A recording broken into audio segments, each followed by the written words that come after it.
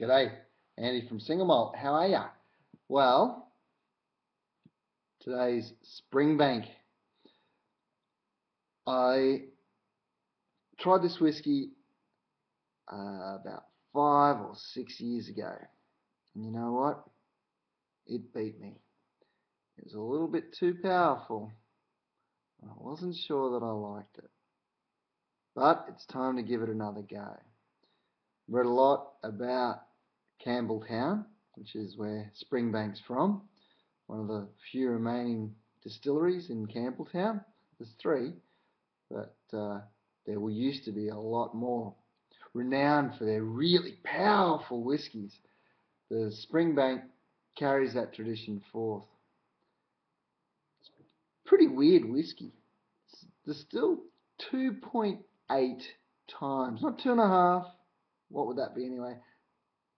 Not triple distilled like your Irish whiskies, but probably the most Irish of all the Scottish whiskies, being distilled 2.8 times. To explain, most distilleries have 2 stills, and the whiskey goes through the wash tub and into the low wines still. So with this distillery, they have 3. So let's see if I can explain why it's 2.8 times.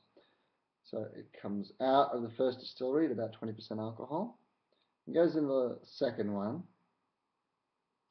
and then all of this goes into the last one. But 20% of the stuff that comes out of the first still doesn't go into the second one, it goes straight into the third one.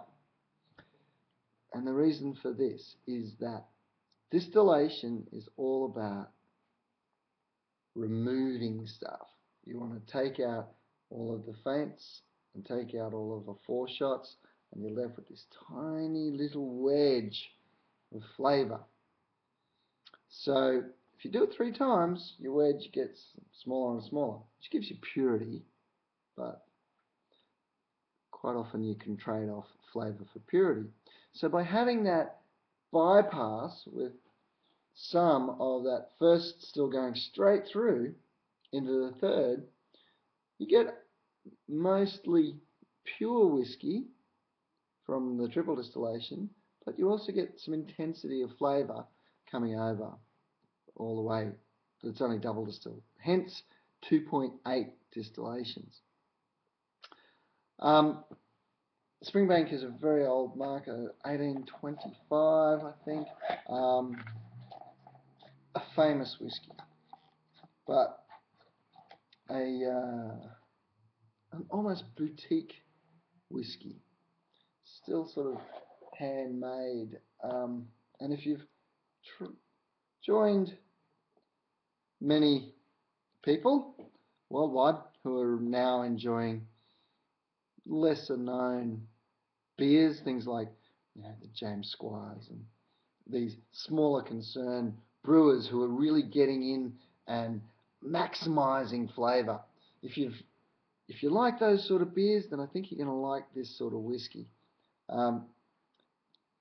It's not a big commercial scale, and it's made in the style that it's more like the small concern type brewery for the beers, and distilleries for the spirits, presumably. The other thing that's really interesting about this distillery is it's all done there. They even malt their own barley. Yeah, they're one of the few distilleries that actually still do their own maltings. So a little bit of peat, I believe mildly peated from my readings. Ooh, wow, a really citrusy nose. Well, that's quite surprising actually. But like mandarin peel and lemon and yum. Oh, I just can't wait to get into it. Whoa. Whoa. Is that cask strength? No, it's only 46%. Oh boy, that's got some power. Wow.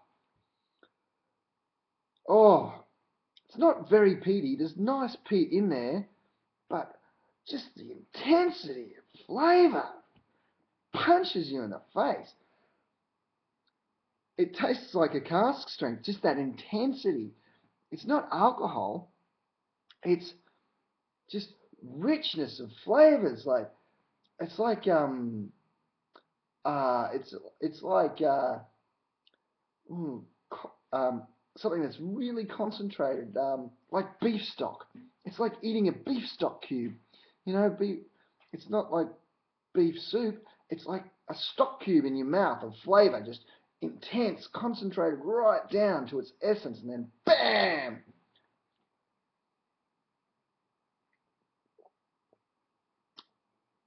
Yeah, that first sip is a doozy. Whew, that was that all that lovely tamarind and citrus keeps coming through. Sorry, it keeps interrupting me. Beautiful flavour. Well, I think this one's going to be popular because, by goodness, it's got some bang. You could even try it with a little bit of water. Not the way I normally drink it, but this is. It tastes a bit like a cask strength, so maybe breaking it down a little bit like a cask strength might actually open it up a little.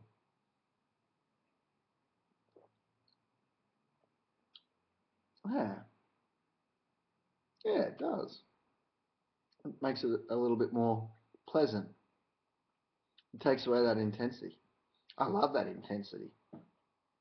But perhaps for some, if it's a bit too much, you can always break it down a little bit with a drop of water. It becomes a very elegant, not overly peaty, but certainly a peated whiskey, but a nice, elegant peated whiskey. And if you get that water right, it's really nicely balanced. Mm. Not too much water. You saw how much I put in, just a few drips. That'll do the job. Anyway, I hope you try it, because I think it's great.